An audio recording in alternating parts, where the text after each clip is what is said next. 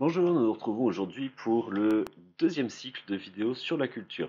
Comme j'avais expliqué au tout début du premier cycle, le thème de la culture est un problème très substantiel, très important, qui comprend beaucoup de facettes, beaucoup d'aspects, et je n'avais pas envie de réaliser un seul grand cours, un seul grand cycle de vidéos sur ce thème, j'ai préféré donc le découper en deux.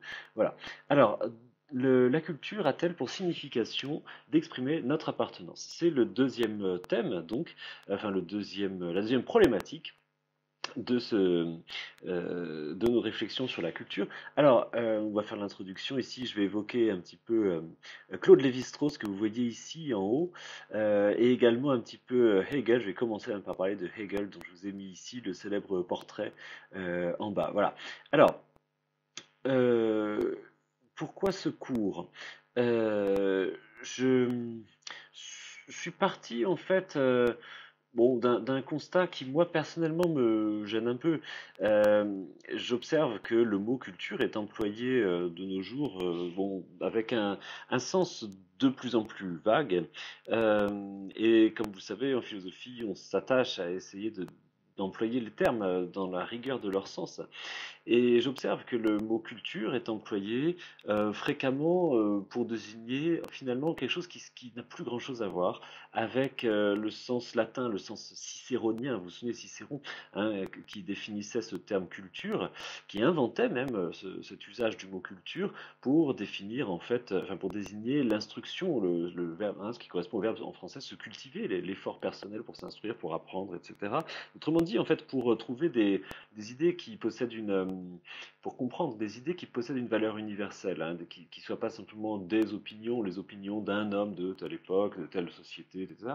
Mais en fait, qui soient vraies tout simplement, enfin, qui présentent une pertinence un peu universelle, pas en fonction de la subjectivité de chacun, pas en fonction simplement de son inscription dans une société particulière. Or, j'observe que le mot culture n'est plus guère employé pour désigner cela, puisque tantôt on l'emploie bon, pour désigner plutôt un peu les divertissements qu'on offre bah, voilà, au public. Quand on parle du ministère de la Culture, le ministère de la Culture en réalité s'occupe pas du tout de la culture dans le sens latin du terme. Hein, le ministère de la Culture s'occupe de subventionner des divertissements qui peuvent être voilà, tout à fait intéressants, valables, tout ce que vous voulez. Mais bon, on est assez loin quand même du sens latin, du sens initial. Et puis j'observe également, enfin, c'est pas ce sens-là, cet emploi-là qui me gêne le plus. J'observe que on emploie aussi fréquemment ce terme de culture euh, pour désigner finalement les habitudes qui sont propres à une société, enfin pas à une société, je veux dire à un groupe donné. Quand par exemple on parle de la culture de la banque, quand on parle de la culture de la rue, quand on parle de la culture d'entreprise, quand on parle de... Bon, en fait, ici, dans tous ces cas-là, on parle finalement, oui, le terme la culture du viol. Alors ça me semble plus étonnant comme emploi, comme usage, mais finalement, vous voyez que dans tous ces cas-là, euh, on, le mot culture est employé pour désigner les habitudes qui sont propres à un petit groupe, qui sont éventuellement des habitudes criminelles, en considérant que bah, du coup il n'y a plus aucune visée d'émancipation, hein, qu'il s'agit simplement de décrire, de désigner des usages qui ont lieu dans un milieu donné. Bon, par exemple, dans une entreprise, hein, la culture de l'entreprise, ça désigne bah, voilà, finalement les habitudes qui ont été prises, qui ont été décidées pour rendre l'entreprise plus rentable ou plus productive. Mais bon, très bien, mais enfin, ça n'a plus rien à voir avec le sens du mot culture. Autrement dit, il me semble que le mot culture a largement perdu de son sens émancipateur et qui on l'emploie finalement pour désigner plutôt une identité, une appartenance. Hein. Donc je parlerai souvent de culture au sens identitaire ou bien culture au sens d'appartenance, c'est-à-dire pour désigner le fait donc qu'on appartient à tel milieu donné, à telle société ou à tel petit monde, petit groupe à l'intérieur, à petite société, à l'intérieur de la grande société. Voilà. Alors c'est cette tension-là que je veux problématiser dans cette série de vidéos. C'est-à-dire en fait la tension entre l'universel et le particularisme. Alors, je voudrais vous rappeler ici la citation de Hegel par laquelle j'avais commencé le précédent cycle de vidéos. Vous vous souvenez quand Hegel dans les principes de la philosophie du droit, c'est cours de 1818-1820, quand Hegel définissait la culture comme un travail difficile, un travail qui demande, enfin une forme d'arrachement à soi, hein, qui entraîne une certaine douleur. Oui, vous vous souvenez, Hegel disait, oui, le travail de la culture demande en fait de lutter contre ses opinions subjectives, contre l'arbitraire des désirs, contre voilà notre particularité. Bon, et il est clair que la culture comprise ainsi est une forme d'épreuve, une épreuve, un combat contre soi, ce qui veut dire que la culture sera comprise souvent comme une forme de violence, on l'a vu dans le premier cycle de vidéos, euh, tantôt comme une épreuve formatrice, tantôt comme une violence imposée. Et en fait, ça rejoint tout à fait notre problème ici, la tension entre l'universel et le particulier.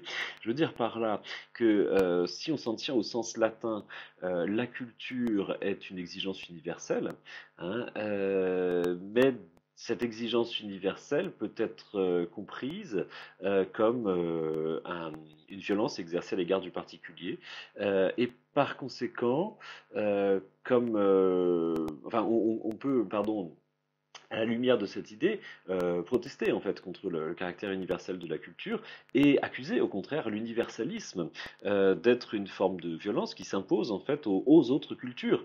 Et c'est tout le paradoxe en fait du colonialisme, c'est-à-dire que le colonialisme avance toujours avec le flambeau, à la lumière du flambeau de l'universel, en expliquant que bon voilà, je sais pas moi, les colons vont apporter la civilisation ou les valeurs universelles ou les droits de l'homme dans les pays qu'ils vont coloniser.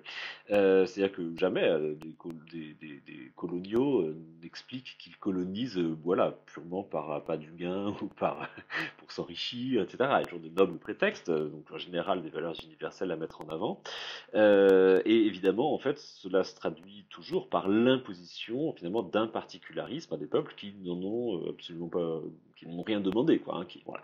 Et c'est exactement, par exemple, le paradoxe qu'on trouve dans l'entreprise coloniale française, hein, qui a été menée par des hommes qui, au début de la Troisième République, dans les années 1870-80, enfin oui, 80, des hommes qui croyaient vraiment très fort dans l'universel. Et par exemple, bon, l'exemple le plus frappant de ce paradoxe, c'est Jules Ferry. Jules Ferry, bon, c'est un homme politique, une œuvre scolaire très importante, c'est-à-dire c'est lui qui est l'auteur bon, des lois qui vont rendre l'école publique, laïque et obligatoire. Donc c'est quelqu'un qui croit dans l'universel, c'est-à-dire dans la possibilité que l'homme s'élève par l'instruction, qu'il acquiert qu'il sorte de ses préjugés et qu'il acquiert des idées, des valeurs qui possèdent une certaine forme d'universalité. Hein. Et de l'autre côté, ce même Jules Ferry est également le grand promoteur de l'entreprise coloniale française, c'est-à-dire en l'occurrence la colonisation du Tonkin et de l'Indochine en général. Hein. Bon, alors vous voyez, ce paradoxe s'est souvent retrouvé en fait dans les aventures coloniales, si je puis dire, et elle illustre ce paradoxe de la culture. Est-ce que la culture en fait désigne simplement une exigence universelle de vérité, d'émancipation des préjugés, ou bien est-ce que cette exigence n'est en fait qu'un discours qui sert de faux nez, qui sert de prétexte, si vous voulez, de noble prétexte, de prétexte honorable, pour imposer son pouvoir à des peuples ou même à des classes sociales qui n'ont rien demandé. Hein. Voilà. Alors, je vais développer un petit peu ce paradoxe du colonial à la lumière de la critique qu'en fait Lévi-Strauss, Claude Lévi-Strauss, dans Race et Histoire. Oui, ce sera mon exemple liminaire dans l'introduction pour poser le problème. Dans Race et Histoire, Claude Lévi-Strauss pose le problème de l'idéologie coloniale. Oui, parce que ce livre Race et Histoire, il l'écrit donc en 1952 à la demande de l'UNESCO dans une optique très nettement décolonialiste. Hein, il ne s'agit pas de faire un livre sur la race ou les races humaines. Au contraire, c'est un livre en fait pour déconstruire les stéréotypes racistes, hein, et pour introduire de l'histoire là où les racistes pointent l'influence de la race. C'est-à-dire que ce que veut dire Lévi-Strauss, c'est que en fait le concept fumeux de race n'est pour n'explique absolument pas en fait la diversité des sociétés humaines, c'est l'histoire qui explique la diversité des sociétés humaines et non pas en fait des inégalités prétendues entre races. Voilà. Alors, en 1952, donc, il publie cette conférence dans laquelle il pointe en fait les fondements implicites du discours colonial, bon, un implicite raciste évidemment. Et le premier concept qu'il met en avant, c'est le concept d'ethnocentrisme. Alors l'ethnocentrisme, comme vous savez, c'est l'habitude de prendre en fait de prendre sa culture, sa société comme point de repère, comme point de référence pour juger les autres cultures, voilà, hein, comme critère pour juger des autres cultures. Autrement dit, voilà, à la lumière de mes usages culturels et sociaux, eh bien, je vais observer les autres et immanquablement, en fait, constater que les autres cultures sont en défaut par rapport à la mienne. Voilà, c'est ça l'ethnocentrisme qui est donc vraiment le fondement implicite du racisme, évidemment. Hein. Alors, Lévi-Strauss observe que l'ethnocentriste admet parfaitement la différence des cultures, mais il la traduit en termes d'inégalité. C'est-à-dire le fait que telle culture soit différente de la sienne le pousse à conclure que cette culture-là est forcément inférieure à la sienne. Hein. C'est-à-dire que différence est pour lui synonyme d'inégalité. Enfin, pour lui, pas pour Lévi-Strauss, pour le colonial, où différence est synonyme d'inégalité. Bon. Et de comment dire, cette considération des autres cultures recouvre en fait ce que Lévi-Strauss appelle un faux positivisme. Vous vous souvenez, le positivisme, c'est la philosophie d'Auguste Comte, n'est-ce pas, qui affirmait que toutes les conceptions humaines passaient nécessairement par trois stades, hein, qui étaient un stade théologique, un stade métaphysique et un stade positif ou scientifique. Bon, eh bien, le faux positivisme consiste à appliquer cette idée en fait à la comparaison des peuples entre eux, en expliquant donc en fait finalement qu'il y a un schéma de développement qui est universel par lequel finalement toutes les sociétés doivent passer et par conséquent les sociétés qui présentent un état différent de la mienne sont forcément dans ce cas-là en fait situées sur cette flèche, cette unique flèche, mais évidemment en amont, en deçà. Hein. Et donc, en considérant qu'il y a un modèle unique de développement humain, eh bien fatalement, on sera amené à considérer que les autres sociétés sont sous-développées, hein, qui sont primaires, primitives, hein, sous-évoluées, non évoluées, etc., etc. Alors, je vous donne un exemple. Un premier exemple que prend Lévi-Strauss, et je vais un petit peu le développer, au regard de ce concept du faux positivisme, eh bien, par exemple, le colonial se basera sur, par exemple, voilà, les techniques employées par telle société pour en déduire en fait un état d'avancement ou plutôt un état de sous-développement. Par exemple, si telle société n'utilise pas les métaux ferreux, ignore la métallurgie, mais se contente d'employer des outils taillés dans de la pierre, taillés dans du silex, eh bien, on les rapprochera inévitablement des hommes du néolithique, hein, voire du paléolithique, enfin, en fait plutôt du néolithique, c'est-à-dire la civilisation de la pierre taillée, hein, qui va culminer avec l'invention, en fait, les premiers essais de métallurgie. Bon, et donc, en fait, Lévi-Strauss, en fait, c'est des paralogismes, ce sont en fait des comparaisons qui ne sont pas légitimes parce que il se peut parfaitement que telle société soit primitive au regard de son utilisation de techniques, par exemple là sur le métaux ferreux, mais soit très avancée sous un autre aspect. Hein. Et par exemple, les Indiens d'Amazonie, donc qui ignorent complètement la métallurgie, ignorent même voilà, enfin, plein de choses en fait qui sont pour nous un peu des marqueurs, si vous voulez, dans le développement de la préhistoire sous nos climats. Les Indiens d'Amazonie, parallèlement, avaient une connaissance extrêmement poussée des plantes qui nous a été fort utile, puisque, par exemple, vous voyez, il y a tout un tas de produits que les Indiens avaient réussi à maîtriser et qui nous sont aujourd'hui absolument indispensables dans la médecine. Par exemple, le curare. Le curare, c'est ce poison qui donc est un poison très violent, mortel, tout ce que vous voulez, mais que les Indiens avaient réussi à appréhender, à domestiquer pour en fait servir à la chasse, c'est-à-dire qu'il fallait doser, vous voyez, extrêmement finement les quantités de curare sur les flèches pour pouvoir tuer une proie instantanément sans s'empoisonner en consommant sa chair. Et le curare, en fait, est la base des anesthésiques modernes. C'est-à-dire que le curare qu'on emploie dans les hôpitaux, bon, aujourd'hui, ce sont des produits de synthèse qui sont fabriqués par la chimie, mais enfin, jusqu'à ce qu'on réussisse à les synthétiser totalement par la chimie, on employait finalement, en fait, des substances qui étaient tirées des plantes domestiquées par les Indiens de l'Amazonie.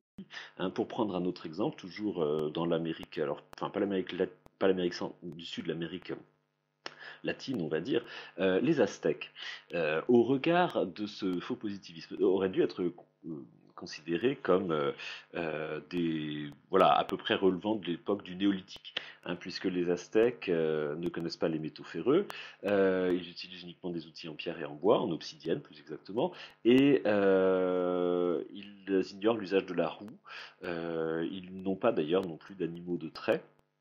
Bon. Donc, en fait, au regard de ces critères, on devrait dire, bon, voilà, en fait, c'est une sorte d'homme de Cro-Magnon, quoi. Hein, bon. Mais en fait, vous voyez que ce parallèle est complètement erroné, puisque c'était une civilisation extrêmement avancée, si je puis dire, sous d'autres rapports, par exemple, sous le rapport de l'habitat, hein, et de l'urbanité, c'est-à-dire l'usage en fait, de la ville, puisque à l'époque où Hernán Cortés débarque au Mexique voilà, pour coloniser le Mexique, hein, c'est-à-dire à partir de 1519, les Aztèques sont probablement l'une des civilisations les plus urbaines, peut-être même la plus urbaine du monde. Je veux dire par là que leur grande cité de Tenochtitlan, Tenochtitlan qui sera en fait la base sur laquelle les conquistadors vont construire le Mexico moderne. Hein. Tenochtitlan est au début du XVIe siècle une des plus grandes villes du monde, sinon peut-être même la plus grande ville du monde, hein, puisque les archéologues estiment que Tenochtitlan comptait peut-être, alors entre la fourchette basse c'est 100 000 habitants, ou peut-être 250 000 ou peut-être 500 000 habitants. Alors, dans le cas extrême où il y aurait effectivement eu 500 000 habitants, cela ferait de Tenochtitlan la ville la plus peuplée du monde en 1519. Hein. Donc vous voyez que une civilisation peut être voilà, enfin, peut s'être beaucoup développée dans telle direction et très peu dans telle autre. Hein. D'ailleurs, c'est en grande partie le fait du hasard. Hein. Si par exemple les Aztèques n'utilisaient pas la roue, ignoraient la roue, en fait c'est pas parce qu'ils n'avaient pas compris le principe de la roue, c'est parce qu'ils n'avaient pas d'animaux de trait, parce qu'en Amérique du Sud, parmi les animaux natifs d'Amérique du Sud, il n'y a pas d'animaux de trait capables en fait de mouvoir un chariot. Hein. Donc c'est pour ça qu'ils n'utilisaient pas la roue. En fait, ils connaissaient le principe de la roue. On a retrouvé par exemple des jouets hein, aztèques avec des roues. Donc, en fait, ils connaissaient le principe. Bon, alors voilà, le faux positivisme, c'est ça, cette idée qu'il y aurait donc un unique modèle du développement humain et que donc toutes les sociétés se rapporteraient à ce modèle. C'est donc, vous voyez, finalement une forme plus développée de l'ethnocentrisme. Et ce faux positivisme débouche inévitablement sur